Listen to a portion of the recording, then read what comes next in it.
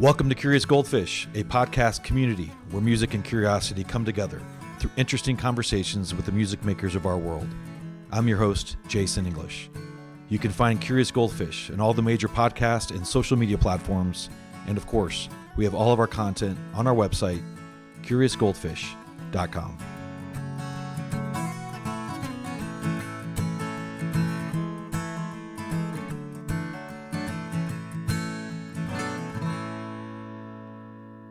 Kassie and Ben Wilson of Goldpine. Happy Monday. How are you all doing? Doing Doing good. good, yeah. Well, How are good. you? Well, I'm good. Yeah, never better. Welcome to the podcast. It's so nice to meet you all.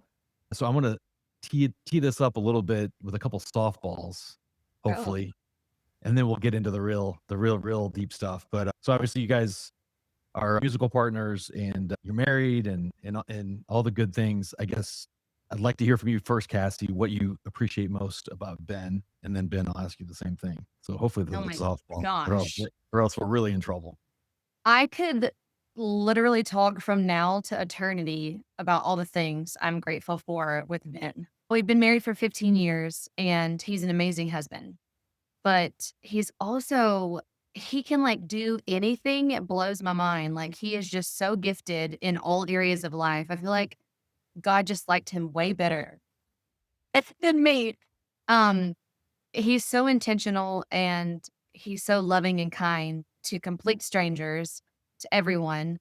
And he can build anything. If anything breaks, he can fix it. And if he doesn't know how, he'll figure it out and watch YouTube videos. I mean, I could go on and on and on. And it's a lot of fun getting to be married to your best friend and do life together. It's a blessing. And I'm married up. All right. Well, I don't know about that. No offense, Ben. That was a good answer. Ben, what do you think? Well, I can pick one thing, I suppose, out of the many things, is that Kassie has such a, how do you say it?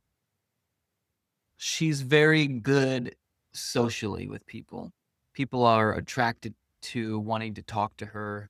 She's good at talking to people, good at, I don't know, opening up paths of communication that might not have been so easy or might not have been there before.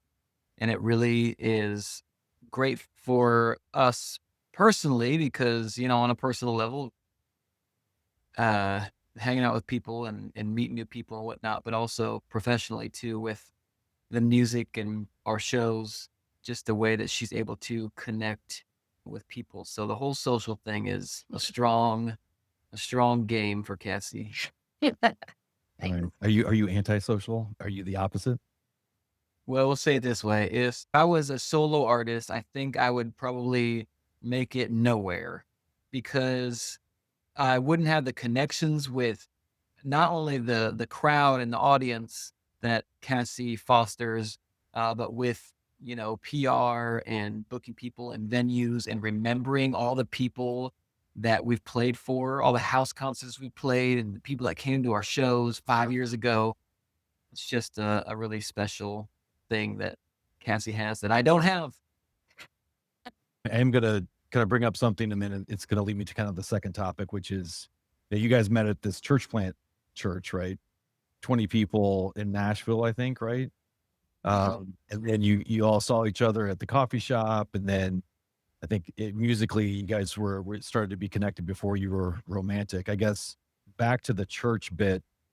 And Kassie, I think you've said that your music is your ministry. I guess how important is the faith in that, and what does that actually look like in real life when you think that the music is the ministry? Like, how does that actually play out, whether that's like recording music or touring or whatever? I think a big part of it is the live shows, being able to connect with people before and after the shows. With our music, we are writing about things that have happened to us, things we've been through, the good and the bad. We're being really vulnerable and honest with our lyrics. Like we're talking about family members and addiction, like my mom dying 3 years ago, Ben's family selling the family farm. So like we talk about things that are cut straight from the heart. And so it's been really beautiful to see how us talking about and singing about things that we go through allows people to feel close to us and feel like it's a safe place to come up and after the show talk to us about what they've gone through. And it just opens up that door, which is a big deal because I feel like a lot of people keep a lot of things in. And that's really where the trouble settles, is when you just bury everything, pack it in and not let it out. And even if they're talking to kind of a stranger, it's I've walked where they're walking, or I've been through what they've been through. And I just think that that's a pretty powerful and unique job that we have. And so I'm really grateful that we're using our gifts and our good times and bad times to be able to connect to people. So yeah. No, that's a good answer. Ben, do you have anything to add there? You know, she mentioned we write about things that are close to our heart, and you talked about the faith thing at the beginning. Yeah, the faith, for me is a central part of life. It's the life-giving source of my relationship with God through Jesus. And we write sometimes about that when that's on the heart, and sometimes about the other things that she was talking about. That's the thing I love about music. And we're not in the Christian music industry, but we are Christian people. And that does come out in our writing here and there and in our interactions with people. Well, we hope. I was going to actually ask you that. Have you all ever thought about, we're Christians, a lot of the songs we sing are about faith and God. Let's actually make a true like Christian album kind of for that genre. Has that ever crossed your mind, or are you guys more comfortable sort of what you're doing? I never wanted to be a part of the Christian music industry. I'll say that. No. There's a very small, a very specific type of people listen to Christian music. And we want to be able to connect with more people than just that audience. I think that we would consider maybe doing like a record of old gospel tunes or something. I think that'd be right in our wheelhouse at some point. People have been asking for it a lot. And they're like, have you ever thought about doing a gospel album? And we're like, maybe one day. So No, I could totally see that. I totally get where you're coming from in terms of that specific genre. I mean, I grew up in the buckle of the Bible Belt in Missouri. Kind of grew up on Christian music, and for better or worse. I mean, people could probably write books on that in terms of the value that actually has. So I appreciate that answer. And then, Kassie, back to what you were saying about the ministry bit. Do you think that people of faith, especially maybe leaning more conservative and Christian in the Midwest or the South, are you seeing them being open more to opening up to addiction, the need for maybe therapy, mental health? Because I know, again, I'm in my 50s. I know growing up, those are topics that you never heard about at Sunday school or on Sunday morning. I guess, are you seeing that more and more? so you're saying, like, are people being more open about their addictions and stuff? Yeah, like as a Christian, it's like shame is a big thing, right? And Yeah. and not being, it's like right and wrong, and you're going to hell if you drink too much, or whatever the this quote unquote sin is, right? At least that was my experience. But it feels like today more Christians are open to seeking help and actually talking about it more openly. I don't know if you guys are seeing that. Yeah, I mean, my brother is a past addict and he's been clean for like 8 years. And he went through this Christian recovery program called Adult and Teen Challenge. And, it's a year long recovery program and it's biblical based. And now he works for them and he's been working for them for, geez, I guess like 7 years. So I feel like just in general, nowadays people are just more open to being honest, because like back in the day, I mean, not that I was around back in the day, but back in the day it was kind of like probably shamed, Yep. Exactly. Yeah. and I'm glad that people are able to be honest with themselves and with other people so they can get help. Yeah. Because just because you say you're a Christian doesn't mean that all of a sudden you don't sin anymore. Like, we're all broken, we're all dirty, we all mess up every day. That's why we have a savior, because we can't do it. I think it's just good that people are being honest with themselves and with other people, because that's how we get better. It's wild how the pendulum swings too, because you were talking about the shame. Now it seems like it's almost swung the complete opposite way, where you see people on social media like in the midst of going through their struggles. Like if someone got mental things going on Right. or anxieties or whatever, they're getting their phone out to show you live Mhm. what is happening Yeah. during their struggles. And I bet they never would have thought that would have happened 30 Yeah. years ago. That's a good point. Well, thanks for sharing. I was interested in that. A couple things I want to ask you about in 2025. Did you guys just perform at the Bluebird? We performed at the Bluebird a couple weeks ago. That was our third time to perform there. Yeah. And every time feels like the first time, like it's such an honor and it's just special. And it's really special the way that we first found our way there. Of course, it's everybody's dream to play the Bluebird. And my mama always wanted us to play, like, she was like, you need to play the Bluebird. And it's crazy because living in Nashville for I've been here 22 years. We, at that point, had never like pursued it or tried to play there. And my mom passed away 3 years ago, and in her final days, she was in a hospice called Alive Hospice, which is the last nonprofit hospice in Tennessee. That's where she left the world, and, it was just so crazy the way it's not crazy, it was divine the way that it happened. We ended up playing the Bluebird the first time for an Alive Hospice benefit. Mm. And so it was like full circle. My mom it's like she's not here, but she's still telling me what to do and she's working things out, and I just thought that was really special. But that was a couple weeks ago was our third time, and every time it's just as special. No, that's so cool. How important are the songs that you pick, and do you take more care about the songs that you select No. in that room or no? We do what we do. Hey, we try to put on the best show anywhere we're at. Yeah. So we're always trying to pick the best songs. Yeah. Yeah. But I tell you what, the show at the Bluebird is only 1 hour long. Mhm. So in a 1 hour show seems like nothing to us. Mhm. And so we feel like we can pick all the hits. But we don't have any Uh, hits. But don't get us on a 2 hour show. You might throw a couple in there that they might not want to hear. Right, right. Oh gosh. Because I think you guys enjoy telling stories anyway, right? And that Yeah. isn't that room sort of set up for that?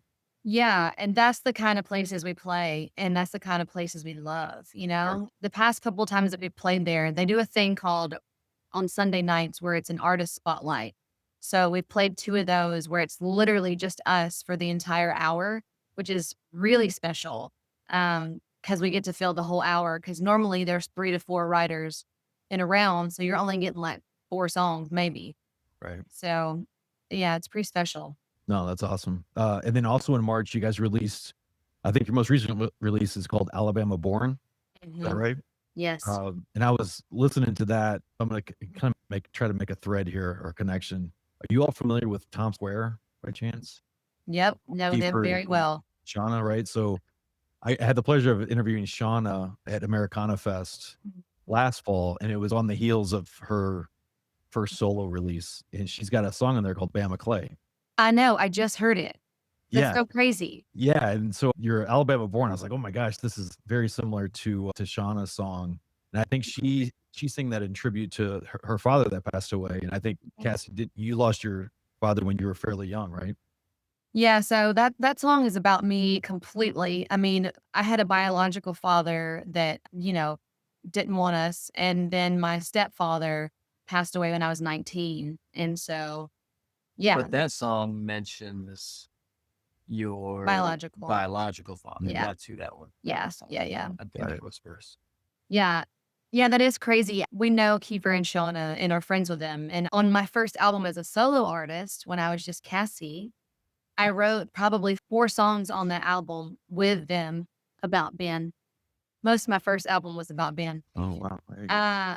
But yeah, but I didn't know that I just now heard her song, like, this week, and I told Ben, I was like, "Oh my gosh, she's got a Bama song too." So, Yeah, no, that's super cool. I guess tell me a little bit about that upbringing and and the roots of Alabama and how they've impacted you still today.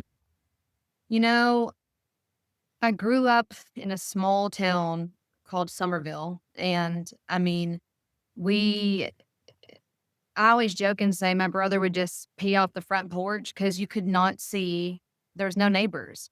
I didn't even get a cell phone until my senior year of high school, and it wouldn't pick up unless you drove 2 miles down the road. So it was simple living. And I just remember we'd have to drive 30 minutes to Walmart. It was just like mind blowing now, but you didn't think anything of it, you know? And I don't know, when I think about it, it's just like a simple life, just country living, like growing up in the country. And, I remember my stepdad would buy old muscle cars and then restore them to their original beauty. And I just remember like them working on cars and just playing outside, being, there was no computer, no cell phone, nothing like that. And I sound like I'm a dinosaur, but it's just because we lived in the middle of nowhere. I mean, we had one of those huge satellites that people now like plant stuff in to because we couldn't even get TV out there. It was so bad. But that song is just about my upbringing and how you could have such a love for a place that you couldn't wait to get away from. And I smile when I think about my memories, but there's not all great memories. But it'll always hold a special place in my heart because it made me who I am and got me to where I am. So I'm grateful to be from Alabama, but I was glad to get out. I guess what's surprising to me as well is I think you've cited, and it's not that surprising, but I think it's interesting. You've cited Brandi Carlile as like a huge influence on you, and she's not from the South. She's from the Pacific Northwest. I think she grew up in the church, but probably not the churches in the Midwest or the South. I think it's really interesting that you feel a connection to her because you guys probably had completely different upbringing as well as kind of lived probably a different life just in terms of all the things. Well, I love her voice, and especially I love her songwriting, like the way older stuff. But I've read her book, and I can relate to a lot of things that she actually did go through in her childhood. And I did not grow up in a Christian home. Okay. I didn't know nobody talked about Jesus because they didn't know it in my house. And so I don't know. There's just something about, I mean, she's like one of the best singers ever, and it's undeniable. And there's just, her voice just takes you places, and you can get lost in it. I love her voice. Mhm. Well, I hesitate to say this, but I'm going to anyway. And I hesitated probably for a weird reason, but that song, Do You Have Me, that you guys sing, there are versions of that on YouTube. You sound just like Brandi Carlile. Oh, geez. Thanks. I mean, seriously, if you on those high notes, I was like, oh my gosh, no one can do that other than Brandi. I'm not just saying that because I asked you about Brandi Carlile, but I thought of that when I heard some of those songs. So anyway, take that for what it's worth. Thank you. Take that, yeah. Well, that's the highest compliment because to me, there's no other voice above hers. Yeah. I remember seeing her. I lived in Boulder, Colorado for about 20 years. That's where we raised our family. And I remember going to see the Indigo Girls at Chautauqua Auditorium, which is like right there in Boulder, up in the foothills. It's like really cool old auditorium. And the opening act was Brandi Carlile and the Twins, and this was like in 2006. No one really knew Brandi Carlile, and it was. I mean, the Indigo Girls were great, but pretty much everybody leaving that show was like, I don't know who that opener was, but it's like she's incredible.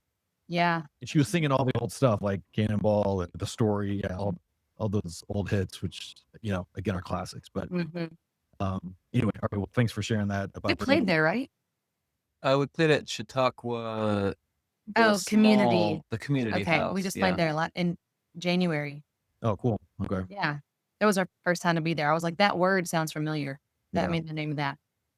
I have some other questions about some of those other singles. We talked about Alabama Born, and then the song that I love too is called "Lean Into the Turns" that you guys did with, is it Radney Foster? So I love the imagery on that, and kind of leaning into the struggle or the change. I guess, is that based on a specific personal experience, or it's I love the imagery and the switchbacks and all the references to the road of life. Yeah. Honestly, no. So, okay, we've had the honor of opening for Radney and doing some shows with him and then getting to join him as a trio. And for the past couple of years, and have just formed a great relationship with him. And the opportunity arose for us to write together. And so I wanted to be like prepared. So I came up with an idea. And then when we got there to Radney's house, the idea I brought lined up with the idea he had, and it was pretty awesome. And so then we just together, the three of us started writing that song, and it wasn't like a specific anybody in like one of us three personally, but when you're writing with Radney Foster, you can just write a good old country song, and it ain't got to be about nobody, and specifically. So it was fun to let out my countryside because I love being able to sing like that. That's where I like writing that way too. Do you guys split the duty on songwriting between you and Ben?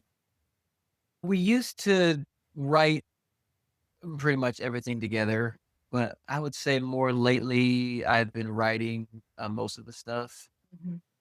Um, yeah, I usually have an idea and I flesh it out and throughout several weeks, and then I'll bring a somewhat complete idea or song to Cassie, and then she's like, either it's on the chopping block or it's good. Like you can tell by the expression on her face if it's exciting, like is this exciting enough, or it's just like this song's just overall kind of boring. So that's kind of the process we go through there. And then I'm like, well, how can I make this boring song exciting? How can I change it?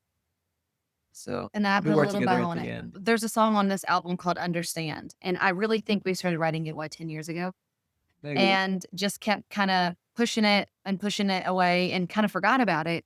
And then we just went through his voice memos one day, and we were like, wow, I kind of like this. So we brought it back out, we rewrote it and just rearranged it. And then it's literally one of my favorite songs on the album. What do you like owe that to? Is it just timing and circumstances of life, and somehow it just hits now that it didn't hit 6 years ago or 8 years ago?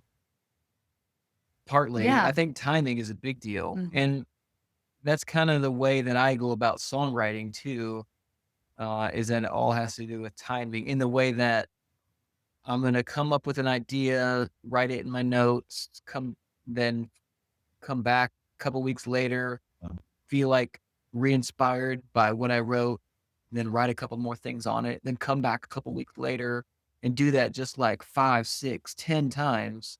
And then you feel like you have a chunk of a song, um, but then you just feel like the chorus isn't that great. And so you leave it, then you come back 2 years later and you're like, oh, you know what? I got an idea for this chorus. We could go here with the melody. And I don't know, that new perspective of giving it time and coming back to it really is a big deal. And Mhm. it's an important part of my songwriting process. Another single that you've released is called Confessions. Is that Yeah. biographical, or Yeah. You know what that song's about? I don't? My cell phone Okay. and your cell phone and your cell phone.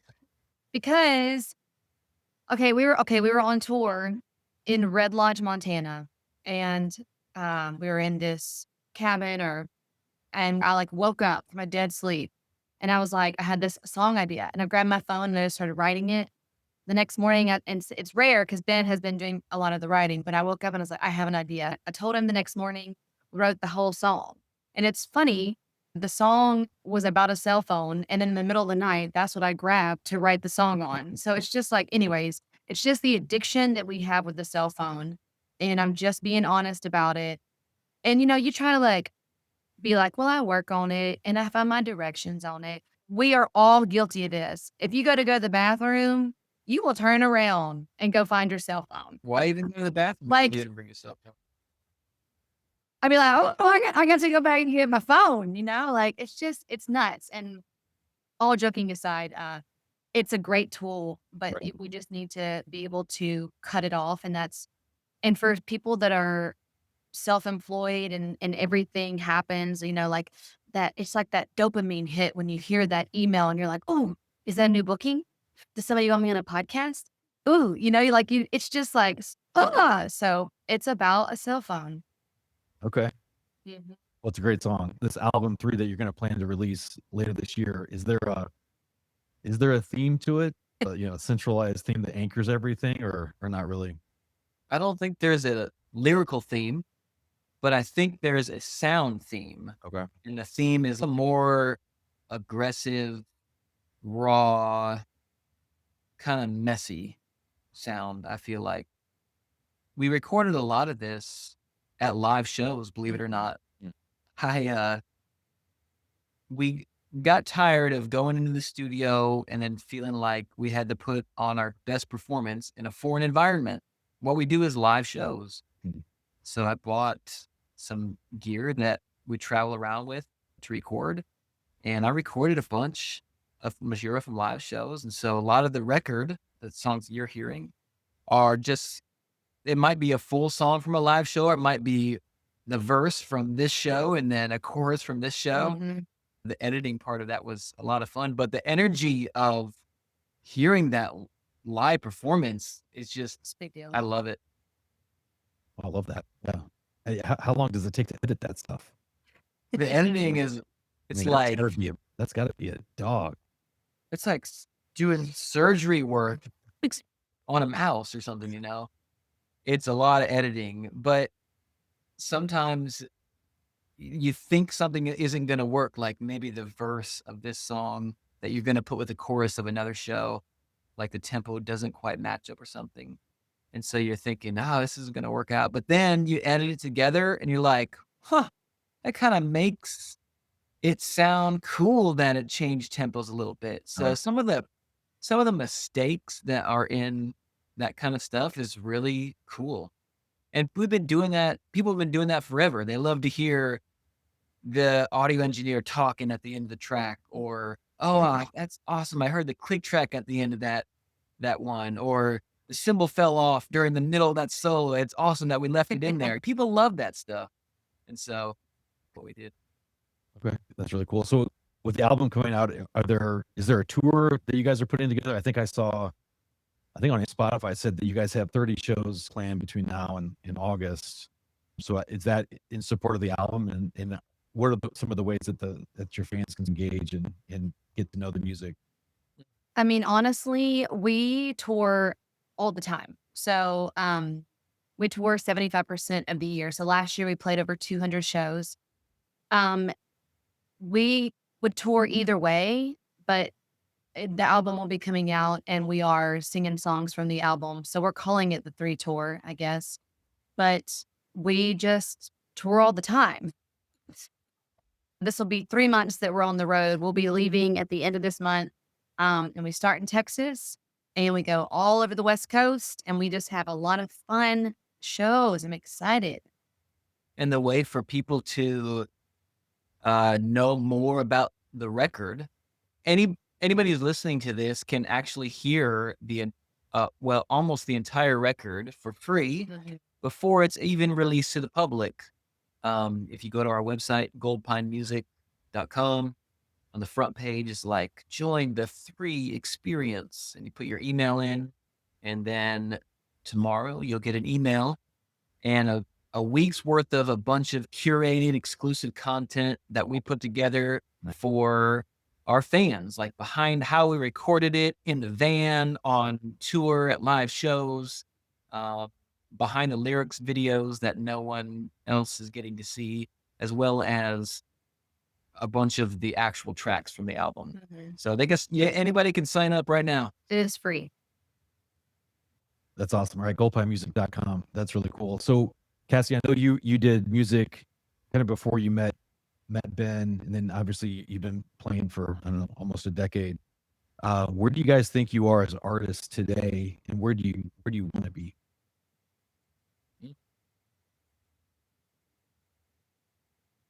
Well, I think we're blessed to be where we're at. I think there's a lot of people out there who want to be making a living doing music, doing their original music, touring, and we're able to do that. We've been able to do that for the last 3 years on the road full time. So we're totally thankful for where we're at, and I feel like we're gaining traction, if you will. We're not where we were a year ago, and I think that we'll hopefully continue to gain traction a year from now in the sense of playing a little bit bigger venues, selling more tickets for shows, getting into new markets, and even writing better songs. I feel like each album that we do, the songs and the production sound and the thing we created is better and better. So I don't thoughts. Yeah, I mean, because as we all are growing older every second, I mean, it's like we're refining our gifts and our songwriting. We're refining our stage presence. It's just getting, our hope is it's just going to keep getting better with more time. And I'm grateful for where we are. And I tell you what, when my mama passed 3 years ago, is when we decided to go all in. And I told my mom before she passed, I said, okay, mama, I'm about to be 40 years old and I'm going to go all in now. And so just the growth that we've seen from just being on the road and touring, like the past 2.5 years, 3 years, has been like it is like emotional. Like it makes me like it's so nuts to see how much we've grown in 3 years. As far as our career, but as people in our relationship, everything. And I just hope that we continue to grow. And yes, of course, we'd like to play bigger places. But man, I feel like we've already made it. And I'm really grateful because we're doing what we love all the time and together. And And we can do it for a long time. yeah, That's the cool thing about music. You hear like 80-year-olds like still up there on stage with a guitar singing, yeah, Sure. and that'd be super cool. I yeah. I'll push you up there in your wheelchair. think how good our songs would be then. Oh my gosh, they'd be so good. At least we'll think they are. I probably will have dementia and not even know. I'll think I'm awesome. No, I agree. I think you guys live a blessed life, right? You're doing what you love with the person that you love the most. That's great. Great answer. So I guess in closing, I ask this of everybody. The podcast is inspired by Ted Lasso. I don't know if you all watch that, but there's two famous scenes in that show. There's the dart scene where he's playing Ted Lasso, the character is playing darts against this like mean owner of the club. He goes into this whole soliloquy about be curious, not judgmental. And then there's the whole notion of being a goldfish, which is have a short-term memory, forget your mistakes, and just move forward. So, curious goldfish. I guess with that and with everything that you guys have seen in your career and touring the world and all the things that you guys are up to, I'll ask each of you this. Cassie, I'll start with you. What are you most curious about? Gosh. Just like in life or in music or what? Oh Anything? Yeah.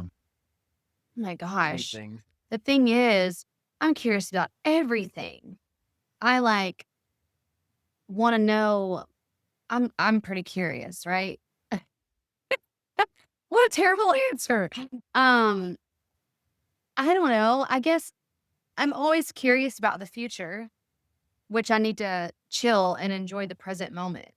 But I'm always curious, like what's around the corner, what's going to happen next, and what will life look like in 5 years? What will life look like in 10 years? So I guess I'm always curious about what's coming up. Okay. Ben, what about you? Um, oh, I'll mention one thing I'm curious about currently that you probably would never have guessed. Um, I've been curious about the the evidence for, let me think here. I've been curious about the evidence for Jesus' resurrection from non-biblical sources. I could just Okay. leave it at that. We're going to go do some apologetics now. That's good. All right.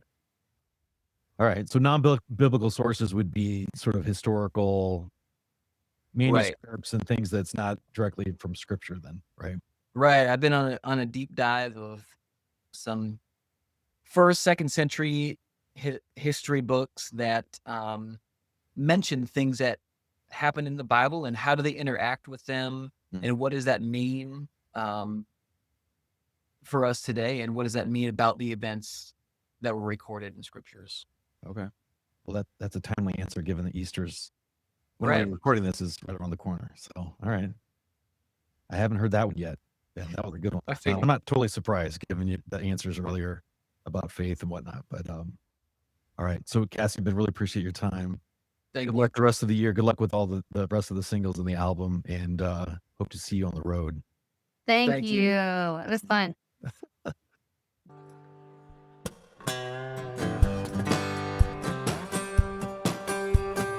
I got troubles on my mind. I got a river on my wife. You call me up on the telephone, but you only call 'cause you're all alone. Yeah, I got a few troubles up.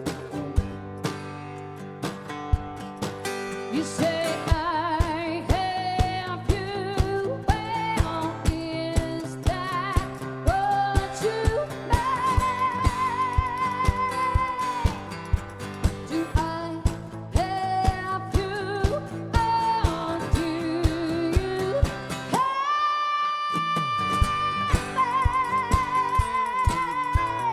I can punch above my weight. I can hold on to this. You don't even see it now, but someday it's gonna come falling out, and you ain't even ready for the final. You say I have you. Well, is that what you meant? Do I have you? Or do you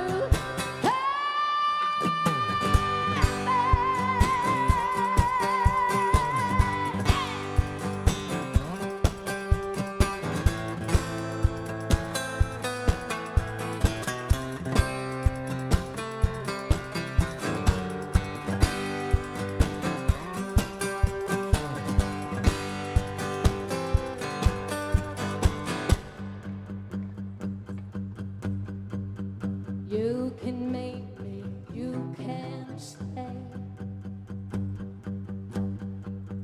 Change gonna come either way. You can